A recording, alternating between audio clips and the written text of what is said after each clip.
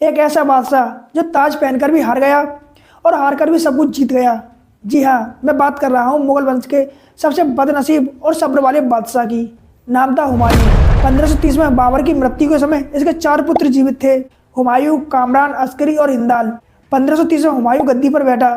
यह एकमात्र शासक था जिसने साम्राज्य को अपने भाइयों के बीच बांटा।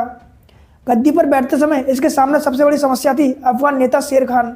1539 में शेर खान ने इसको चौसा के युद्ध में हराया। हुमायूं अपनी जान बचाकर घोड़े समेत गंगा नदी में कूद गया तथा इसकी जान एक भिश्ती ने बचाई। इससे खुश होकर हुमायूं ने इसे एक दिन का बादशाह बनाया। इसके बाद तारीख आती है 17 मई 1540। हुमायूं तथा शेर खान के बीच कन्नौज का युद्ध हुआ।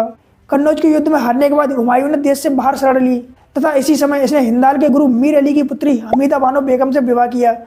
अपने निर्वासन के दौरान इसने इससे पहले अमरकोट के राणा बीर सार के यहाँ शरण ली तथा यहीं पर 15 अक्टूबर 1542 को मुगल बादशाह अकबर का जन्म हुआ। इसके बाद इसने ईरान के शासक शाह के यहाँ शरण ली। ईरान के शासक शाह से सहायता प्राप्त कर यह अपनी खोई हुई इज्जत प्राप्त करने के लिए चल पड़ा। इसके बाद हुमायूं की धमाकेदार एंट्री होती है। 1555 में हुमायूं तथा अफगानों के बीच सरहिंद का युद्ध हुआ।